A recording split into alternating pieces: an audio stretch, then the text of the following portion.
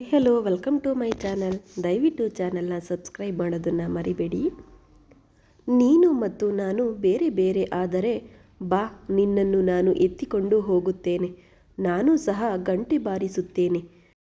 ಏನಯ್ಯ, ನಿನಗೆ ಮಾತ್ರವೇ ಪುಣ್ಯ ಬರಬೇಕಾ? ನಮಗೆ ಬೇಡವೇ ಮೊಲವೇ ಎಂದನು ಕಿರಣ್ ಮಧುವನ್ನು ಎಳೆಯಲು ಪ್ರಯತ್ನಿಸುತ್ತ. ನಿನ್ನನ್ನು ಎತ್ತಿಕೊಂಡರೆ ನಾನು ಸತ್ತು ಹೋಗುತ್ತೇನೆ ರಾವಣ್ ಎಂದಳು ಮಧು.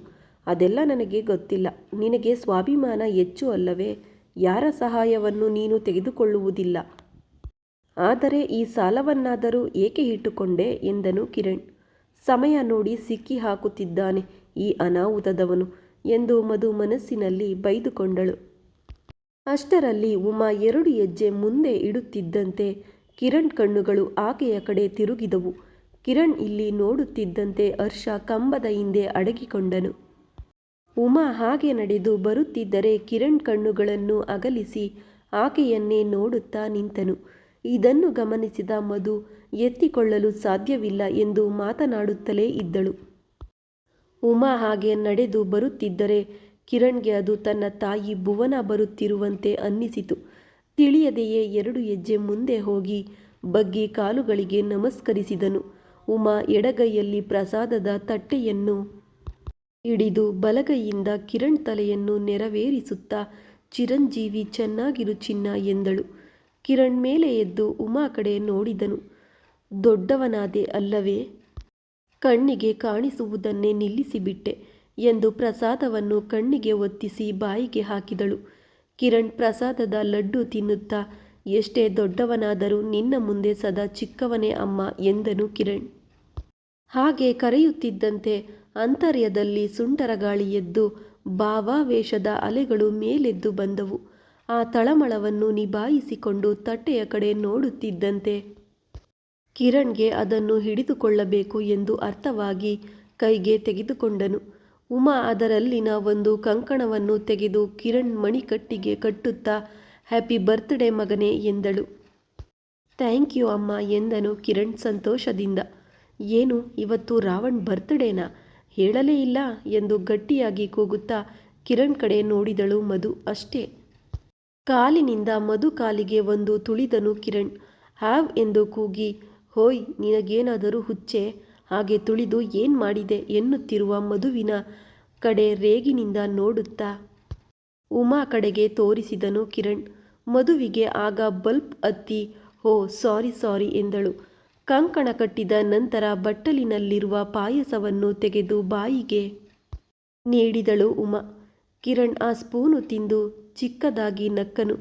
ದರ್ಶನ ಆಯ್ತಾ ಎಂದು ಕೇಳಿದಳು ಉಮಾ. ಇನ್ನೂ ಇಲ್ಲ ಎಂದನು ಕಿರಣ್. ಉಮಾ ಮಧುವಿನ ಕಡೆ ನೋಡಿ ಕೆನ್ನೆಯ ಮೇಲೆ ಕೈ ಇಟ್ಟು ನೆವರಿಸುತ್ತಾ, ಬಂಗಾರದ ಗೊಂಬೆ ಎಂದಳು. ಅತ್ತಿಗೆಯ ಮಗಳನ್ನು ಮುದ್ದಾಡುತ್ತಾ ಮಧು ಕೂಡ ಉಮಾ ಕಾಲುಗಳಿಗೆ ನಮಸ್ಕರಿಸಿದಳು. ಚೆನ್ನಾಗಿರು ಮಗಳೇ ಎಂದು ಹೋಗಿ ದರ್ಶನ ಮಾಡಿಕೊಳ್ಳಿ ಎಂದಳು ಉಮಾ. ಉಮಾ ಕಿರಣ್ಗೆ ಪ್ರಸಾದ ನೀಡುವುದು, ಕಂಕಣ ಕಟ್ಟುವುದು, ಪಾಯಸ ತಿನ್ನಿಸಿ ಆಶೀರ್ವದಿಸುವುದನ್ನು ನೋಡಿದ ಹರ್ಷ ದೇವರನ್ನು ನೆನೆದು, ಯಾರನ್ನು ಯಾವಾಗ ಎಲ್ಲಿಗೆ ತಲುಪಿಸಬೇಕು ಎಂದು ನಿನಗೆ ಚೆನ್ನಾಗಿ ತಿಳಿದಿದೆ ತಂದೆಯೇ ಎಂದು ಕೈ ಜೋಡಿಸಿದನು. ತಾನು ಹೇಗಾದರೂ ಮಧು ಜೊತೆ ಮಾತನಾಡಬೇಕು. ಉಮಾಳನ್ನು ಕಳುಹಿಸಿದರೆ ಅವಳ ಜೊತೆ ಮಾತನಾಡಲು ಕಾಯಬಹುದು ಎಂದು ಮನಸ್ಸಿನಲ್ಲಿ ಅಂದುಕೊಂಡನು ಹರ್ಷ. ಸೀತಾ ಪೂಜೆ ಮುಗಿಸಿ ಹೊರಗೆ ಬಂದು ಕುಳಿತ ನಂತರ ಇವರು ಒಳಗೆ ಹೋದರು. ಪೂಜಾರಿ ಹೆಸರುಗಳನ್ನು ಕೇಳಿ ಮಧುವನ್ನು ಕಿರಣ್ ಪತ್ನಿ ಎಂದು ಹೇಳಿ ಅರ್ಚನೆ ಮಾಡುತ್ತಿದ್ದಂತೆ ಕಿರಣ್ಗೆ ಹುಚ್ಚು ನಗು ಬಂದಿತ್ತು. ಅದನ್ನು ನೋಡಿ ಮಧುವಿನ ಮುಖ ಮಾಸಿ ಹೋಯಿತು. ಪೂಜಾರಿ, ಇವನಿಗೂ ನನಗೂ ಯಾವುದೇ ಸಂಬಂಧವಿಲ್ಲ. ಆದರೆ ಇವತ್ತು ಈ ರಾವಣ್ ಹುಟ್ಟಿದ ದಿನ, ಸ್ವಲ್ಪ ಚೆನ್ನಾಗಿ ಪೂಜೆ ಮಾಡಿ ಎಂದು ಹೇಳಿ ಕಿರಣ್ ಕಡೆ ಕೋಪದಿಂದ ನೋಡ್ತಾಳೆ. ಸಂಬಂಧವಿಲ್ಲ ಎಂದು ಹೇಳಿ ಮತ್ತೆ ಪೂಜೆ ಚೆನ್ನಾಗಿ ಮಾಡು ಎಂದರೆ ನಿನ್ನನ್ನು ತಿಕ್ಕಲು ಹೆಣ್ಣು ಎಂದುಕೊಳ್ಳುತ್ತಾರೆ ಮೊಲವೇ. ನೋಡು ಪೂಜಾರಿ ಹೇಗೆ ನೋಡುತ್ತಿದ್ದಾರೆ ಎಂದನು ಕಿರಣ್ ಕಣ್ಣು ಮುಚ್ಚಿಕೊಂಡು. ಕಿರಣ್ ಮಾತುಗಳಿಗೆ ಪೂಜಾರಿ ಕಡೆ ನೋಡಿದಳು ಮಧು. ನಿಜವಾಗಿಯೂ ಅವರು ತನ್ನ ಕಡೆಗೆ ಬೇರೆ ಬೇರೆ ಎಕ್ಸ್ಪ್ರೆಷನ್ಗಳಿಂದ ನೋಡುತ್ತಿದ್ದರು. ದೇವರೇ, ಏನು ಇವತ್ತು ಹೀಗೆ ಆಗುತ್ತಿದೆ ಎಂದುಕೊಂಡು ಕಣ್ಣು ಮುಚ್ಚಿ ನಮಸ್ಕರಿಸಿದನು ಮಧು. ಆರತಿಯಲ್ಲಿ ಹಾಕಲು ಮಧು ಬಳಿ ಹಣವಿರಲಿಲ್ಲ. ಏಕೆಂದರೆ ಅಮ್ಮನೊಂದಿಗೆ ಬಂದಿರುವುದರಿಂದ ಎಲ್ಲವನ್ನು ಅವರೇ ನೋಡಿಕೊಳ್ಳುತ್ತಾರೆ ಎಂದು ಹಾಗೆ ಬಂದಿದ್ದಳು. ಕಿರಣ್ ವಾಲೆಟ್ ತೆಗೆದು ಮಧುವಿಗೂ ಹಣ ಕೊಟ್ಟನು. ಬೇಡ ಬೇಡ ಎಂದು ಡ್ಯಾನ್ಸ್ ತುಳಿಯದೆ ಹಣ ತೆಗೆದುಕೊಂಡು ಆರತಿಯಲ್ಲಿ ಇಟ್ಟಳು. ಇಬ್ಬರು ಹೊರಗೆ ಬರುತ್ತಿರುವಾಗ ಬರ್ತ್ಡೇ ಎಂದು ದೇವಸ್ಥಾನಕ್ಕೆ ಬಂದು ನನಗೋಸ್ಕರ ಬಂದೆ ಎಂದು ಸುಳ್ಳು ಹೇಳುತ್ತೀಯಾ? ನಾಚಿಕೆ ಇಲ್ಲ? ಬಾಯಿ ತೆರೆದರೆ ಬರೀ ಸುಳ್ಳುಗಳೇ. ನಿನ್ನ ಬದುಕಿನಲ್ಲಿ ಒಂದು ಸತ್ಯ ಹೇಳಿದ್ದೀಯಾ ನೀನು ಎಂದಳು ಮಧು ಕೋಪದಿಂದ. ಹೇ, ನಿನಗೋಸ್ಕರ ಅಂದಾಗ ಹ್ಯಾಪಿ ಫೀಲ್ ಆದೆಯಲ್ಲವೇ? ಆ ಸಂತೋಷಕ್ಕಾಗಿ ಸುಳ್ಳು ಹೇಳಿದರೂ ತಪ್ಪಿಲ್ಲ ಬಿಡು ಎಂದನು ಕಿರಣ್. ನಾನೇನು ಅಷ್ಟೊಂದು ಸಂತೋಷ ಪಡಲಿಲ್ಲ ಬಿಡು, ನೀನು ಹೆಚ್ಚಾಗಿ ಊಹಿಸಿಕೊಳ್ಳಬೇಡ ಎಂದಳು ಮಧು. ಹಬ್ಬ ಎನ್ನುತ್ತಾ ಮಧುವಿನ ಕತ್ತಿನ ಹಿಂದೆ ಹಿಡಿದು ಒತ್ತುತ್ತಾ, ನಾನು ಬಿಸ್ನೆಸ್ ಮ್ಯಾನ್ ಕಣೆ, ಮುಖ ನೋಡಿ ಎದುರಿನವರ ಫೀಲಿಂಗ್ಸ್ಗಳನ್ನು ಈಸಿಯಾಗಿ ಕ್ಯಾಚ್ ಮಾಡಬಲ್ಲೆ ಎಂದು ಹೇಳುತ್ತಾ, ಬರ್ತ್ಡೇ ಎಂದು ಹೇಳಿದ್ದರೆ ಏನು ಮಾಡುತ್ತಿದ್ದೆ ಎಂದು ಕೇಳಿದನು ಕಿರಣ್ ಮಧುವಿನ ಕಡೆ ನೋಡಿ. ನಿನ್ನ ಬರ್ತ್ಡೇಗೆ ನಾನೇನು ಮಾಡುತ್ತೇನೆ? ಏನು ಮಾಡುವುದಿಲ್ಲ ಎಂದು ಹೇಳುತ್ತಾ ಕಿರಣ್ ಬಾಯಲ್ಲಿ ತೆಂಗಿನಕಾಯಿ ತುಂಡು ಇಟ್ಟು ಅದರಲ್ಲಿನ ಹೂವನ್ನು ಕಿರಣ್ ಕಿವಿಯಲ್ಲಿ ಇಟ್ಟಳು. ಅದನ್ನು ನೋಡಿದ ಕಿರಣ್ ಮಧುವಿಗೆ ಒಂದೇಟು ಕೊಟ್ಟು ಕಿವಿಯಲ್ಲಿದ್ದ ಹೂವನ್ನು ಮಧು ಜಡೆಯಲ್ಲಿ ಇಟ್ಟನು. ಕೊನೆಯ ಬಾರಿಗೆ ಕೇಳುತ್ತಿದ್ದೇನೆ, ಈವ್ನಿಂಗ್ ಒಳಗಾಗಿ ಮನೆಗೆ ಬರದಿದ್ದರೆ ನಿನ್ನ ಮುಖ ಈ ಜನ್ಮದಲ್ಲಿ ನೋಡುವುದಿಲ್ಲ. ಗೊತ್ತಿದೆ ಅಲ್ಲವೇ, ನಾನು ಮಾತೆಂದರೆ ಮಾತೆ ಎಂದನು ಮಧುವಿನ ಕಡೆ ಸೀರಿಯಸ್ ಆಗಿ ನೋಡಿ ಕಿರಣ್. ನನ್ನ ಸಂಗತಿ ಕೂಡ ನಿನಗೆ ಗೊತ್ತಿದೆ ಅಲ್ಲವೇ? ನಾನು ಕೂಡ ಮಾತೆಂದರೆ ಮಾತೆ ಎಂದಳು ಮಧು ಕೂಡ ಅಷ್ಟೇ ಸೀರಿಯಸ್ ಆಗಿ ನೋಡುತ್ತಾ. ಓಹೋ ಫೈನ್, ಸತ್ತು ಹೋಗು ಎಂದು ಹೇಳುತ್ತಾ ಕೋಪದಿಂದ ಎದ್ದು ಹೊರಟು ಹೋದನು ಕಿರಣ್. ಹೋದರೆ ಹೋಗು, ನೀನು ಹೊರಟು ಹೋದರೆ ನಿನ್ನ ಹಿಂದೆ ನಾಯಿ ಮರಿ ತರಹ ಬರುತ್ತೇನೆ ಎಂದುಕೊಂಡೆಯಾ? ನೋ ನೆವರ್ ಎಂದು ಅಂದುಕೊಂಡು ಈಗಾಗಲೇ ಹೊರಟು ಹೋದ ಕಳ್ಳ ಸತ್ತವನು. ಸ್ವಲ್ಪ ಹೊತ್ತು ಇರಬಹುದಿತ್ತಲ್ಲವೇ? ಯಾರಿಗೋ ಅಪಾಯಿಂಟ್ಮೆಂಟ್ ಕೊಟ್ಟಿರುತ್ತಾನೆ, ಅದಕ್ಕೆ ಮಾಯವಾದ. ಏನು ಮಾಡಿಕೊಳ್ಳುತ್ತೀಯೋ ಈ ಕೋಟಿಗಳನ್ನೆಲ್ಲ ಎಂದು ಬೈದುಕೊಂಡಳು ಮಧು. ಅಷ್ಟರಲ್ಲಿ ಹರ್ಷ ಮಧುವನ್ನು ಸೀತಾಗೆ ಕಾಣದಂತೆ ಒಂದು ಕಡೆ ಕರೆದುಕೊಂಡು ಹೋದನು. ಮಾವಯ್ಯ ನೀವಾ? ಅಮ್ಮ ಇಲ್ಲೇ ಇದ್ದಾಳೆ ಎಂದಳು ಮಧು ಸುತ್ತಲೂ ನೋಡುತ್ತಾ. ಗೊತ್ತು ಮಗಳೇ, ಅದಕ್ಕೆ ಇಲ್ಲಿಗೆ ಕರೆದುಕೊಂಡು ಬಂದೆ. ನಾನು ನಿನ್ನೊಂದಿಗೆ ಒಂದು ಮುಖ್ಯ ವಿಷಯ ಮಾತನಾಡಬೇಕು ಎಂದನು ಹರ್ಷ. ಏನ್ ಮಾವಯ್ಯ ಎಂದಳು ಮಧು ಆಶ್ಚರ್ಯದಿಂದ. ನೀನು ಮೊನ್ನೆ ಕಿರಣ್ ಜೊತೆ ಊರಿಗೆ ಹೋಗಿದ್ದೀಯಾ ಎಂದು ಕೇಳಿದನು. ಹೌದು ಮಾವಯ್ಯ, ಹೋಗಿದ್ದೆ ಎಂದಳು ಮಧು. ಊರಿನಿಂದ ಬರುವಾಗ ಏನು ನಡೆಯಿತು ಎಂದು ಕೇಳಿದನು ಹರ್ಷ. ಆ ಮಾತು ಕೇಳುತ್ತಿದ್ದಂತೆ ಮಧುವಿಗೆ ಮತ್ತೆ ಕಿರಣ್ ಮೇಲೆ ಹುಚ್ಚು ಕೋಪ ಬಂದಿತ್ತು. ಏನಾಯಿತೋ ಏನೋ, ಈ ರಾವಣ್ಗೆ ಹುಚ್ಚು ಹಿಡಿದಿದೆ. ನನ್ನ ಮೇಲೆ ಅನುಮಾನದಿಂದ ಏನೋ ಮಾಡಿದನು ಗೊತ್ತಾ ಮಾವಯ್ಯ ಎಂದು ಬರುವಾಗ ನಡೆದಿದ್ದನ್ನೆಲ್ಲ ಮಾವನಿಗೆ ಪೋಣಿಸಿದಂತೆ ಹೇಳಿದಳು. ಎಲ್ಲವನ್ನು ಕೇಳಿದ ಹರ್ಷ, ಅಸಲು ಈ ಕಿರಣ್ಗೆ ಏನಾಗಿದೆ? ಇಂತಹ ತಿಕ್ಕಲು ವೇಷಗಳನ್ನು ಹಾಕುವ ಸಮಯವೇ ಇದು? ಅಷ್ಟಕ್ಕೂ ನಿನ್ನನ್ನು ಅನುಮಾನಿಸುವುದೇನು ಸ್ಟುಪಿಡ್ ಎಂದು ಬೈಯುತ್ತಾ, ಚೆನ್ನಾಗಿ ತಗುಲಿತ್ತ ಮಗಳೇ ಎಂದು ಕೇಳಿ ಸಹೋದರಿಯ ಮಗಳ ಧೈರ್ಯಕ್ಕೆ ಮನಸ್ಸಿನಲ್ಲೇ ಸಂತೋಷಪಟ್ಟುಕೊಂಡು, ಆ ಸಮಯದಲ್ಲಿ ಮಧು ಇಲ್ಲದಿದ್ದರೆ ಕಿರಣ್ ತಮಗೆ ಸಿಗುತ್ತಿರಲಿಲ್ಲ ಎಂಬ ಯೋಚನೆ ಬರುತ್ತಿದ್ದಂತೆ ಭಯಪಟ್ಟನು ಹರ್ಷ. ಕಿರಣ್ಣನ್ನು ಕಾಪಾಡಲೆಂದೇ ಆ ದೇವರು ಮಧುವನ್ನು ಊರಿಗೆ ಕಳುಹಿಸಿದ್ದಾನೆ ಎಂದು ಅನ್ನಿಸಿತು ಹರ್ಷನ ಮನಸ್ಸಿಗೆ. ಅವನ ಹುಚ್ಚು ಕೆಲಸಗಳನ್ನು ಯಾರೋ ಅವಕಾಶವಾಗಿ ತೆಗೆದುಕೊಂಡು ನಿಜವಾಗಿಯೂ ಕಿರಣ್ಣನ್ನು ಕೊಲ್ಲಲು ಪ್ರಯತ್ನಿಸಿದರು ಮಗಳೇ ಎಂದನು ಹರ್ಷ. ವಾಟ್ ಎಂದಳು ಮಧು ಆಶ್ಚರ್ಯದಿಂದ. ನಿಜ ಮಗಳೇ, ಆ ದಿನ ನಡೆದದ್ದೆಲ್ಲ ನಾಟಕವಲ್ಲ, ನಿಜ. ಬಂದವನು ನಟಿಸಲು ಬಂದವನಲ್ಲ. ಹೀ ಈಸ್ ಕಿಲ್ಲರ್ ಎಂದನು ಹರ್ಷ. ಆ ಮಾತು ಕೇಳುತ್ತಿದ್ದಂತೆ ಮಧು ಹಾಗೆಯೇ ಕಂಬದಂತೆ ನಿಂತಳು. ಕಾರ್ ಟೈರ್ ಸುಮ್ಮನೆ ಪಂಚರ್ ಆಗಿಲ್ಲ, 3 ಗುಂಡುಗಳು ತಗಲಿವೆ. ಆ ರಾತ್ರಿ ನೀನು ಇಲ್ಲದಿದ್ದರೆ ಎಂದು ಇನ್ನೂ ಮಾತನಾಡಲಾಗದೆ ನಿಂತು ಹೋದನು ಹರ್ಷ. ಇದೆಲ್ಲ ನಿಜವೇ, ಆದರೂ ಕಿರಣ್ ತನ್ನನ್ನು ನಂಬಲಿಲ್ಲ ಎಂಬ ಮಾತು ಕೂಡ ನಿಜವೇ ಅಲ್ಲವೇ? ತನ್ನನ್ನು ನಂಬದವನಿಗಾಗಿ ತಾನು ಏಕೆ ಇಷ್ಟು ತಪಿಸಿ ಹೋಗುತ್ತಿದ್ದೇನೆ? ತನಗೆ ತಿಳಿಯದೆಯೇ ಕಣ್ಣುಗಳಿಂದ ನೀರು ಬರುತ್ತಿತ್ತು. ಯಾಕೆ ಮಾವಯ್ಯ? ಕೊಲ್ಲುವಷ್ಟು ಪಾಪವೇನು ಮಾಡಿದ್ದಾನೆ ಅವನು? ಇಡುವವರಿಗೆ ಊಟ ಕೂಡ ಮಾಡುವುದಿಲ್ಲ. ಅಂತಹವನನ್ನು ಏಕೆ ಕೊಲ್ಲಲು ನೋಡುತ್ತಿದ್ದಾರೆ? ಅವರಿಗೆ ಏನು ಬೇಕೋ ಅದನ್ನು ಕೊಟ್ಟಿಬಿಡಿ ಮಾವಯ್ಯ. ಅವನನ್ನು ಕಾಪಾಡಿ ಪ್ಲೀಸ್ ಎಂದು ಜೋರಾಗಿ ಅತ್ತಳು ಮಧು. ಮಧು ಕಿರಣ್ಗಾಗಿ ಹಾಗೆ ಅಳುವುದು ಹರ್ಷನಿಗೆ ಆಶ್ಚರ್ಯವಾಗಿತ್ತು. ಆದರೆ ಅದರಿಂದ ಹೊರಬಂದು, ನಾನು ಕಾಪಾಡಲಾರೆ ಮಗಳೇ, ಆದರೆ ನೀನು ಕಾಪಾಡಬಲ್ಲೆ. ನೀನು ಆ ಮನೆಗೆ, ಆಫೀಸ್ಗೆ, ಕಿರಣ್ ಎಲ್ಲಿಗೆ ಹೋದರೆ ಅಲ್ಲಿಗೆ ಹೋಗಬಲ್ಲೆ. ಸೊ ನೀನು ಮಾತ್ರವೇ ಕಿರಣ್ಣನ್ನು ಪ್ರತಿಕ್ಷಣ ನೆರಳಿನಂತೆ ಅಂಟಿಕೊಂಡು ರಕ್ಷಿಸಬಲ್ಲೆ. ಹಾಗಾದರೆ ಏನು ಮಾಡುತ್ತೀಯಾ? ಕಿರಣ್ ತಪ್ಪನ್ನು ಕ್ಷಮಿಸಿ ಅವನನ್ನು ಕಾಪಾಡುತ್ತೀಯಾ, ಇಲ್ಲವೇ ಅವನ ಕರ್ಮಕ್ಕೆ ಅವನನ್ನು ಬಿಟ್ಟು ಬಿಡುತ್ತೀಯಾ ಎಂದು ಕೇಳಿದನು ಹರ್ಷ. ಆ ಮಾತು ಕೇಳುತ್ತಿದ್ದಂತೆ ಮಧುವಿಗೆ ಏನು ಹೇಳಬೇಕು ಎಂದು ಅರ್ಥವಾಗಲಿಲ್ಲ. ಇಷ್ಟು ಬಾರಿ ಬರಲಾರೆ ಬರಲಾರೆ ಎಂದು ಹೇಳಿ ಮತ್ತೆ ಮನೆಗೆ ಹೋದರೆ ರಾವಣ್ ಮುಂದೆ ಇನ್ನೂ ಸಲೀಸಾಗಿ ಹೋಗುತ್ತೇನೆ ಎಂದುಕೊಂಡು ಕಣ್ಣುಗಳನ್ನು ಒರೆಸಿಕೊಂಡು, ನನ್ನನ್ನು ಸ್ವಲ್ಪ ಯೋಚನೆ ಮಾಡಲು ಬಿಡಿ ಮಾವಯ್ಯ ಎಂದಳು ಹರ್ಷನ ಕಡೆ ನೋಡಿ. ಸಹೋದರಿಯ ಮಗಳನ್ನು ನೋಡಿದ ಹರ್ಷನ ಮನಸ್ಸಿನಲ್ಲಿ ಗಟ್ಟಿ ನಂಬಿಕೆ ಮೂಡಿತು. ಕಿರಣ್ಣನ್ನು ಮಧು ಒಬ್ಬಂಟಿಯಾಗಿ ಬಿಡುವುದಿಲ್ಲ ಎಂದು ಆ ನಂಬಿಕೆಯಿಂದಲೇ ಅವಳನ್ನು ಹೆಚ್ಚು ಬಲವಂತ ಮಾಡಲಿಲ್ಲ. ಸರಿ ಮಗಳೇ, ಚೆನ್ನಾಗಿ ಯೋಚನೆ ಮಾಡಿ ಒಳ್ಳೆಯ ನಿರ್ಧಾರ ತೆಗೆದುಕೊಳ್ಳಿ ಎಂದು ಮಧು ತಲೆಯ ಮೇಲೆ ಕೈ ಇಟ್ಟು ಹೊರಟು ಹೋದನು. ಮಧು ಹಿಂತಿರುಗಿ ದೇವಸ್ಥಾನದೊಳಗೆ ಹೋಗಿ ಪೂಜಾರಿ ಆಗ ರಾವಣ್ ಎಂದು ನಿಲ್ಲಿಸಿ, ಕಿರಣ್ ಹೆಸರಿನಲ್ಲಿ ಪೂಜೆ ಚೆನ್ನಾಗಿ ಮಾಡಿದ್ದೀರಾ ಎಂದು ಕೇಳಿದಳು. ಭಗವಂತನಿಗೆ ಬೇಕಾಗಿರುವುದು ಉತ್ತಮ ಪೂಜೆಗಳಿಗಿಂತ ಒಳ್ಳೆಯ ಮನಸ್ಸು ಬೇಕು ತಾಯಿ. ಆ ಒಳ್ಳೆಯ ಮನಸ್ಸಿನಿಂದ ಯಾರಿಗಾದರೂ ಒಳ್ಳೆಯದನ್ನು ಬಯಸಿದರೆ ಅದು ಅವರಿಗೆ ತಪ್ಪದೆ ತಲುಪುತ್ತದೆ ಎಂದು ಹೇಳಿದರು.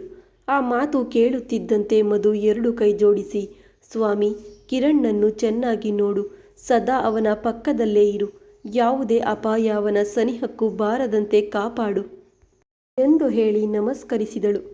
ಅಷ್ಟರಲ್ಲಿ ಸೀತಾ ಹಿಂದಿನಿಂದ ಭುಜದ ಮೇಲೆ ಕೈ ಇಡುತ್ತಿದ್ದಂತೆ ಹಿಂದೆ ತಿರುಗಿ ನೋಡಿದಳು. ಮಧು ಮುಖ ಬಾಡಿ ಹತ್ತಂತೆ ಇರುವ ಕಾರಣ ಏನಾಯಿತು ಮಗಳೇ ಎಂದು ಗಾಬರಿಯಿಂದ ಕೇಳಿದಳು. ಏನಿಲ್ಲ ಅಮ್ಮ, ಸಂಜೆ ನಿನ್ನನ್ನು ಅಪ್ಪನನ್ನು ಬಿಟ್ಟು ಮತ್ತೆ ಜಾಬ್ಗೆ ಹೋಗಬೇಕು ಅಲ್ಲವೇ, ಅದಕ್ಕೆ ಎಂದಳು ತಾಯಿಯನ್ನು ಅಪ್ಪಿಕೊಂಡು ಒಳಗೊಳಗೆ ಕ್ಷಮೆ ಕೇಳುತ್ತಾ. ಓಹೋ, ಅದಕ್ಕಾ? ನಿನಗೆ ಹೋಗಲು ಇಷ್ಟವಿಲ್ಲದಿದ್ದರೆ ಹೋಗಬೇಡ ಬಿಡು ಚಿನ್ನ ಎಂದಳು ಸೀತಾ. ಇಲ್ಲ ಅಮ್ಮ, ಹೋಗಬೇಕು. ನಾನು 2 ದಿನ ಪರ್ಮಿಷನ್ ತೆಗೆದುಕೊಂಡು ಬಂದಿದ್ದೇನೆ. ಇನ್ನೂ ಇದ್ದರೆ ಚೆನ್ನಾಗಿರುವುದಿಲ್ಲ ಎಂದಳು ಮಧು. ಓಹೋ, ಹಾಗಾದರೆ ಮನೆಗೆ ಹೋದ ನಂತರ ನಿನಗೆ ಇಷ್ಟವಾದದ್ದನ್ನು ಮಾಡಿಕೊಡುತ್ತೇನೆ, ಮತ್ತೆ ಯಾವಾಗ ಬರುತ್ತೀಯೋ ಎಂದಳು ಸೀತಾ. ಸರಿ ಅಮ್ಮ ಎಂದಳು ಮಧು ಕೂಡ. ಮಧುವಿನ ಮನಸ್ಸಿನಲ್ಲಿ ಭಯ ತುಂಬಿತ್ತು. ಆ ದಿನ ನಡೆದದ್ದು ನಾಟಕ ಎಂದು ತಿಳಿದ ನಂತರ ಎಲ್ಲವನ್ನೂ ಮರೆತು ಲೈಟಾಗಿ ತೆಗೆದುಕೊಂಡಿದ್ದಳು. ಆದರೆ ಮತ್ತೆ ಈಗ ಆ ಕಳರಾತ್ರಿ ನೆನಪಿಗೆ ಬರುತ್ತಿದ್ದರೆ ಬೆನ್ನು ಮೂಳೆಯಲ್ಲಿ ನಡುಕ ಶುರುವಾಗುತ್ತಿದೆ. ಆದರೂ ಧೈರ್ಯವನ್ನು ಒಟ್ಟುಗೂಡಿಸಿಕೊಂಡು ಸಂಜೆ ಕಿರಣ್ ಬಳಿ ಹೋಗಲು ನಿರ್ಧರಿಸಿದಳು. ಉಮಾ ದೇವಸ್ಥಾನದಿಂದ ಮನೆಗೆ ಹೋಗಿ ನೇರವಾಗಿ ಆದಿತ್ಯನ ರೂಮ್ಗೆ ಹೋದಳು. ಆಗಲೇ ಎದ್ದು ರೆಡಿ ಆಗುತ್ತಿದ್ದ ಆದಿತ್ಯನ ಬಳಿ ಹೋಗಿ, ಹ್ಯಾಪಿ ಬರ್ತ್ಡೇ ಚಿನ್ನದ ಬೆಟ್ಟ ಎಂದು ಮಗನನ್ನು ಮುತ್ತುಗಳಲ್ಲಿ ಮುಳುಗಿಸಿದಳು. ಆಹಾ, thank you so much mummy, I love you so much ಎಂದು ತಾಯಿಯನ್ನು ಅಪ್ಪಿಕೊಂಡು ಮುತ್ತುಗಳನ್ನು ಕೊಟ್ಟು ಕಾಲುಗಳಿಗೆ ನಮಸ್ಕರಿಸಿದನು ಆದಿತ್ಯ. ಚಿರಂಜೀವ ಚೆನ್ನಾಗಿರು ಚಿನ್ನದ ಬೆಟ್ಟ ಎಂದು ಮಗನನ್ನು ಮುದ್ದಿಸಿ ದೃಷ್ಟಿ ತೆಗೆದು ದೇವಸ್ಥಾನದಿಂದ ತಂದ ಕಂಕಣವನ್ನು ಕಟ್ಟಿ ಪ್ರಸಾದ ನೀಡಿದಳು. ಆದಿ ಪ್ರಸಾದ ತಿಂದು, ನನ್ನನ್ನು ಎಬ್ಬಿಸಿದರೆ ನಾನು ಕೂಡ ದೇವಸ್ಥಾನಕ್ಕೆ ಬರುತ್ತಿದ್ದೆ ಅಲ್ಲವೇ ಮಮ್ಮಿ ಎಂದನು ತಾಯಿಯ ಕಡೆ ನೋಡಿ. ಎಬ್ಬಿಸೋಣ ಅಂದುಕೊಂಡೆ ಮಗನೇ, ರಾತ್ರಿ ನೀನು ಮಲಗುವ ಹೊತ್ತಿಗೆ ತುಂಬ ತಡವಾಗಿತ್ತು ಅಲ್ಲವೇ, ಮತ್ತೆ ಈ ಕತ್ತಲಲ್ಲೇ ಏನು ಹೇಳುತ್ತೀಯ ಎಂದು ಎಬ್ಬಿಸಲಿಲ್ಲ. ಆದರೂ ನೀನು ಆಫೀಸಿಗೆ ಹೋಗುವಾಗ ದರ್ಶನ ಮಾಡಿಕೊಳ್ಳಲೇಬೇಕು ಎಂದಳು ಉಮಾ. ತಪ್ಪದೆ ಹೋಗುತ್ತೇನೆ ಮಮ್ಮಿ ಎಂದನು. ಉಮಾ ಪಾಯಸ ತಿನ್ನಿಸುತ್ತಾ, ನಿನಗೆ ಇಷ್ಟ ಎಂದು ಪಾಯಸ ಮಾಡಿದ್ದೇನೆ ಮಗನೇ, ಬಾ ತಿನ್ನು ಎಂದು ಮಗನನ್ನು ಕೆಳಗೆ ಕರೆದುಕೊಂಡು ಹೋದಳು ಉಮಾ. ಹರ್ಷ ಮಗನನ್ನು ಅಪ್ಪಿಕೊಂಡು ಹ್ಯಾಪಿ ಬರ್ತ್ಡೇ ಮಗನೇ ಎಂದನು ಪ್ರೀತಿಯಿಂದ. ಆದಿ ತಂದೆಗೂ ನಮಸ್ಕರಿಸಿ ಥ್ಯಾಂಕ್ ಯು ಡ್ಯಾಡಿ ಎಂದನು. ಸಂಜೆ ಆಗುತ್ತಿರಲು ಮನೆಗೆ ಹೋಗಲು ಇಷ್ಟವಿಲ್ಲದಿದ್ದರೂ ಹೊರಗೆ ತಿರುಗಲು ಆಗದೆ ಮನೆಗೆ ಬಂದನು ಕಿರಣ್. ಬರುತ್ತಿದ್ದಂತೆ ಕೋಟ್ ತೆಗೆದು ಭುಜದ ಮೇಲೆ ಹಾಕಿಕೊಂಡು ಒಂದು ಕೈಯಿಂದ ಟೈಯನ್ನು ಕಿತ್ತುಕೊಳ್ಳುತ್ತಾ ಬೇಸರದಿಂದ ಕಾಲಿಂಗ್ ಬೆಲ್ ಒತ್ತಿದನು. 2 ಬಾರಿ ನಿಲ್ಲದೆ ಒತ್ತುತ್ತಾ ಇರಲು ಡೋರ್ ತೆರೆಯಿತು. ಡೋರ್ ತೆಗೆಯಲು ಇಷ್ಟು ಹೊತ್ತು ಯಾಕೆ ಮಲಗಿದ್ದೀಯಾ ಎಂದು ಕೂಗುತ್ತಾ ತಲೆ ಎತ್ತಿ ನೋಡಿದನು ಕಿರಣ್. ಎದುರಿಗೆ ಮಧುವನ್ನು ನೋಡುತ್ತಿದ್ದಂತೆ ಅಲ್ಲಿಯವರೆಗೂ ಬೇಸರದಿಂದ ಕಿರಿಕಿರಿಯಿಂದ ಇದ್ದ ಮುಖ ಒಮ್ಮೆಲೆ ಬದಲಾಯಿತು. ಮಧುವಿನ ಕಡೆ ಕೋಪದಿಂದ ನೋಡುತ್ತಾ ಕೋಟ್ ತೆಗೆದು ಮುಖಕ್ಕೆ ಎಸೆದು, ಬರಲಾರೆ ಎಂದೇ ಅಲ್ಲವೇ, ಮತ್ತೆ ಏಕೆ ಬಂದೆ, ನಾಚಿಕೆ ಇಲ್ಲದೆ ಎಂದು ಕೇಳಿದನು. ಮಧು ಕೋಟ್ ತೆಗೆದು ಹಿಡಿದುಕೊಂಡು, ಬರಬಾರದು ಎಂದೇ ಅಂದುಕೊಂಡೆ, ಆದರೆ ಅಂಕಲ್ಗೋಸ್ಕರ ಬಂದೆ. ತಪ್ಪು ನೀನು ಮಾಡಿದರೆ ಅಂಕಲ್ ಟ್ರೀಟ್ಮೆಂಟ್ ನಿಲ್ಲಿಸಿ ಅವರಿಗೆ ಅನ್ಯಾಯ ಮಾಡುವುದು ಒಳ್ಳೆಯದಲ್ಲ ಎಂದು ಅನ್ನಿಸಿತು. ಅದಕ್ಕೆ ಬಂದೆ ಎಂದಳು. ಅಬ್ಬೋ, ಅಂಕಲ್ಗೋಸ್ಕರ ಬಂದೆಯಾ? ನಾನು ಇನ್ನು ನನಗೋಸ್ಕರ ಇರಬಹುದು ಎಂದುಕೊಂಡೆ ವ್ಯರ್ಥವಾಗಿ ಎನ್ನುತ್ತಾ ಮಧು ರಿಸ್ಟ್ ಬಳಿ ಗಟ್ಟಿಯಾಗಿ ಒತ್ತಿದನು ಕಿರಣ್. ಅಲ್ಲಿ ಇಲ್ಲಿ ಒತ್ತಿದರೆ ಮುಖರಸ ಆಗುತ್ತದೆ. ನಾನು ಬಂದಿರುವುದು ಅಂಕಲ್ಗೋಸ್ಕರ. ಸೊ ನಾನು ಅಂಕಲ್ ಕೆಲಸಗಳ ಹೊರತಾಗಿ ಏನೂ ಮಾಡುವುದಿಲ್ಲ, ಅದು ನೆನಪಿಟ್ಟುಕೋ. ಸ್ವಲ್ಪ ಡಿಸ್ಟೆನ್ಸ್ ಮೇಂಟೈನ್ ಮಾಡು ಎಂದಳು ಮಧು ಕೋಪದಿಂದ. ಆಹಾ, ನೀನು ಅಂಕಲ್ ಕೆಲಸಗಳನ್ನು ಮಾತ್ರ ಮಾಡಿದರೆ ನನ್ನ ಕೆಲಸಗಳನ್ನು ಯಾರೇ ಮಾಡ್ತಾರೆ? ನಿನ್ನ ತಾತನಾ ಎಂದನು ಕಿರಣ್ ದೀರ್ಘವಾಗಿ ಹೇಳುತ್ತಾ. ನನ್ನ ತಾತ ಏಕೆ ಮಾಡ್ತಾನೆ? ಅವನಿಗೇನು ಕೆಲಸ? ಅಷ್ಟಕ್ಕೂ ನೀನು ಮಾಡಿಸಿಕೊಳ್ಳಲು ಅವರು ಇಲ್ಲ ಬಿಡು, ಯಾವಾಗಲೋ ಎನ್ನುತ್ತಾ ಕೈ ಮೇಲೆತ್ತಿ ತೋರಿಸಿದಳು ಮಧು. ಮಧು ಹಿಂತಿರುಗಿ ಮನೆಗೆ ಬರುತ್ತಿದ್ದರೂ ಕಿರಣ್ಗೆ ಒಳಗೊಳಗೆ ತುಂಬ ಸಂತೋಷವಾಗಿತ್ತು. ಆದರೆ ತನ್ನ ಮುಂದೆ ಹೊರಗೆ ತೋರಿಸದೆ ತುಂಬ ಆ್ಯಟಿಟ್ಯೂಡ್ ತೋರಿಸುತ್ತಿದ್ದನು. ಮತ್ತೆ ತಾತ ಇಲ್ಲದಿದ್ದರೆ ನೀನೇ ಮಾಡು, ಹೋಗಿ ಕಾಫಿ ತೆಗೆದುಕೊಂಡು ಬಾ ಎಂದನು ಕೋಪದಿಂದ. ನಾನು ತರುವುದಿಲ್ಲ, ನಿನಗೆ ಸಾಧ್ಯವಾದುದನ್ನು ನೀನೇ ಮಾಡಿಕೊ ಎನ್ನುತ್ತಾ ಅಶೋಕ್ ರೂಮ್ ಕಡೆಗೆ ಹೋಗಲು ಹೊರಟಳು ಮಧು. ನಾನು ಬರುವಷ್ಟರಲ್ಲಿ ಕಾಫಿ ರೆಡಿ ಇಲ್ಲದಿದ್ದರೆ ಆಗ ಹೇಳ್ತೇನೆ ನಾನು ಏನು ಮಾಡುತ್ತೇನೆ ಎಂದು ಹೇಳುತ್ತಾ ಮೇಲೆ ಹೋದನು ಕಿರಣ್. ಕೋಟ್ ತೆಗೆದುಕೊಂಡು ಕಿರಣ್ ಹಿಂದೆಯೇ ಹೋದಳು ಮಧು. ರೂಮ್ ಒಳಗೆ ಹೋಗುತ್ತಿದ್ದಂತೆ ಬೆಡ್ ಮೇಲೆ ಇದ್ದ ಚಿಕ್ಕ ಕೇಕ್ ನೋಡಿದನು ಕಿರಣ್. ಅದು ನೋಡುತ್ತಿದ್ದಂತೆ ಮುಖದಲ್ಲಿ ಚಿಕ್ಕದಾಗಿ ನಗು ಬಂದಿತ್ತು. ಕೇಕನ್ನು ಕೈಗೆ ತೆಗೆದುಕೊಂಡು ನೋಡಿದನು. ಹ್ಯಾಪಿ ಬರ್ತ್ಡೇ ರಾವಣ್ ಎಂದು ಇತ್ತು. ಅದನ್ನು ನೋಡುತ್ತಿದ್ದಂತೆ ಮೊಲ, ಕಳ್ಳಮೊಲ ಎಂದು ಮೂಗಿನ ಬಳಿ ಇಟ್ಟು ವಾಸನೆ ನೋಡಿ, ವಾವ್, ಸ್ಟ್ರಾಬೆರಿ ಫ್ಲೇವರ್ ಎಂದುಕೊಂಡು, ನನಗೆ ಗೊತ್ತಿದೆ ಮೊಲವೇ, ಮಾಡಲಾರೆ ಎಂದು ಹೇಳುತ್ತಾ ಎಲ್ಲವೂ ನನಗೆ ಇಷ್ಟವಾದದ್ದನ್ನೇ ಮಾಡುತ್ತೀಯ ಎನ್ನುತ್ತಾ ಬೆರಳಿನಿಂದ ಕೇಕನ್ನು ಉಜ್ಜಿ ಬಾಯಿಯಲ್ಲಿ ಇಟ್ಟುಕೊಂಡ ಕಿರಣ್ಣನ್ನು ಮರೆಯಿಂದ ನೋಡಿ ನಕ್ಕಳು ಮಧು. ಸ್ವಲ್ಪ ಸ್ವಲ್ಪವಾಗಿ ಕೇಕ್ ಎಲ್ಲವನ್ನು ತಿಂದನು ಕಿರಣ್. ತಿನ್ನುವುದು ಆದ ನಂತರ ಏನೂ ತಿಳಿಯದಂತೆ ಒಳಗೆ ಬಂದಳು ಮಧು. ಖಾಲಿ ತಟ್ಟೆಯನ್ನು ಬೆಡ್ ಕೆಳಗೆ ತಳ್ಳಿ ಏನೂ ತಿಳಿಯದಂತೆ ನಿಂತನು ಕಿರಣ್. ಇಲ್ಲಿ ಕೇಕ್ ಇಟ್ಟಿದ್ದೆ, ಎಲ್ಲಿ ಎಂದು ಕೇಳಿದಳು ಮಧು. ಅದು ನೀನು ಇಟ್ಟಿದೆಯಾ? ನೋಡಲು ತುಂಬ ಅಸಹ್ಯವಾಗಿತ್ತು. ಇನ್ನು ತಿಂದರೆ ಎಷ್ಟು ದರಿದ್ರವಾಗಿರುತ್ತದೆಯೋ ಎಂದು ಎಸೆದೆ ಎಂದನು ಕಿರಣ್. ಎಸೆದೆಯಾ? ಎಲ್ಲಿ? ಹೊಟ್ಟೆಯೊಳಗ ಎಂದು ಮಧು ಕೇಳಿದಳು. ಇಲ್ಲ, ಡಸ್ಟ್ಬಿನ್ನಲ್ಲಿ ಎಂದನು ಕಿರಣ್. ಹೋಯ್, ನಿಲ್ಲಿಸು ನಿನ್ನ ಓವರ್ ಆಕ್ಷನ್. ಶುಭ್ರವಾಗಿ ತಿಂದು ಬೆರಳುಗಳನ್ನು ಕೂಡ ನೆಕ್ಕಿ ಬಾಯಿಯಲ್ಲಿಟ್ಟು ಚಪ್ಪರಿಸಿದೆಯಾ? ಡಸ್ಟ್ಬಿನ್ನಲ್ಲಿ ಎಸೆದನಂತೆ. ಏನಾದರೂ ಹೇಳಿದರೆ ನಂಬುವಂತೆ ಇರಬೇಕು ಎಂದಳು ಮಧು. ಓಹೋ, ನೋಡಿಬಿಟ್ಟೆಯಾ? ಮತ್ತೆ ನೋಡಿದಾಗ ಇನ್ನು ಕೇಳುವುದು ಯಾಕೆ ಎನ್ನುತ್ತಾ ಮಧುವನ್ನು ಹಿಡಿದು ಕೈ ತಿರುಗಿಸಿದನು ಕಿರಣ್. ಹ್ಯಾವ್ ಅಷ್ಟು ಗಟ್ಟಿಯಾಗಿ ಹಿಡಿದರೆ ಬಿಚ್ಚಿ ಕೈಗೆ ಬರುತ್ತದೆ ರಾವಣ್, ಆಗ ನೀನು ಉಪವಾಸ ಮಲಗಬೇಕಷ್ಟೆ ಎಂದಳು ಮಧು. ಬಿಚ್ಚಿ ಹೋದರೆ ಸುಮ್ಮನೆ ಇರುತ್ತೇವೆಯೇನೇ ಎಂದನು ಕಿರಣ್. ಏನು, ಇದನ್ನು ಕೂಡ ಫೆವಿಕಲ್ನಿಂದ ಅಂಟಿಸುತ್ತೀಯಾ ಎಂದು ಕೇಳಿದಳು ಮಧು. ಆಹಾ, ಇಲ್ಲ, ಮರದ ಕೈಗೆ ಆರ್ಡರ್ ಕೊಡುತ್ತೇನೆ ಎಂದನು ಕಿರಣ್. ಮಧು ಕಿರಣ್ಣನ್ನು ಬಿಡಿಸಿಕೊಂಡು, ಮರದ ಕೈಗಳಿಂದ ತಿರುಗಾಡಲು ನನಗೇನು ಅಷ್ಟೊಂದು ಹುಚ್ಚಿಲ್ಲ, ಬೇಗ ಸ್ನಾನ ಮಾಡಿ ಕೆಳಗೆ ಬಾ ಎಂದಳು ಮಧು. ಬಟ್ಟೆಗಳನ್ನು ತೆಗೆದು ಬೆಡ್ ಮೇಲೆ ಇಟ್ಟು, ನೀನು ಎಲ್ಲಿಗೆ ಹೋಗುತ್ತಿದ್ದೀಯಾ ಎಂದು ಕೇಳಿದನು ಕಿರಣ್. ಕೆಳಗೆ ಎಂದಳು ಮಧು. ನೀನು ಕೆಳಗೆ ಹೋದರೆ ನನ್ನ ಬೆನ್ನು ಯಾರು ತಿಕ್ಕುತ್ತಾರೆ ಎಂದನು ಕಿರಣ್. ಅಷ್ಟೇ. ಮಧು ಪಕ್ಕದಲ್ಲಿದ್ದ ದಿಂಬು ತೆಗೆದು ಕಿರಣ್ ಮುಖದ ಮೇಲೆ ಎಸೆದಳು. ಕಿರಣ್ ಕೂಡ ತಿರುಗಿಸಿ ಮಧುವಿನ ಮೇಲೆ ದಿಂಬು ಎಸೆದನು. ಬಿಡೋಣ ಎಂದು ಸುಮ್ಮನೆ ಇದ್ದರೆ ಇನ್ನೂ ಹೆಚ್ಚಿಗೆ ಮಾಡುತ್ತಿದ್ದೀಯಾ ಎನ್ನುತ್ತಾ ಡ್ರೆಸ್ಸಿಂಗ್ ಟೇಬಲ್ ಮೇಲಿದ್ದ ಸ್ಟ್ರೇ ಬಾಟಲ್ ತೆಗೆದಳು ಮಧು ಕೋಪದಿಂದ. ಹೋಯ್ ಮೊಲವೇ, ಅದು ಗಾಜಿನ ಬಾಟಲ್, ಒಡೆದರೆ ನೀನೇ ಎತ್ತಲಾಗದೆ ಸಾಯುತ್ತೀಯಾ ಎಂದನು ಕಿರಣ್ ಬ್ಲ್ಯಾಂಕೆಟ್ ಎಳೆದು ಅಡ್ಡ ಇಟ್ಟುಕೊಳ್ಳುತ್ತಾ. ಅದು ನಂತರದ ಸಂಗತಿ. ಮೊದಲು ನಿನ್ನ ಮುಖ ಹೊಡೆಯುತ್ತದೆ ಅಲ್ಲವೇ? ಅದು ಸಾಕು ನನಗೆ ಎಂದಳು ಮಧು. ಅರೆ, ಹಾಗೆಂದರೆ ಹೇಗೆ ಮೊಲವೇ? ಮುಖ ಡ್ಯಾಮೇಜ್ ಆದರೆ ಹುಡುಗಿಯರು ಹೇಗೆ ಬೀಳುತ್ತಾರೆ ಹೇಳು ಎಂದನು ಕಿರಣ್ ನಗುತ್ತಾ.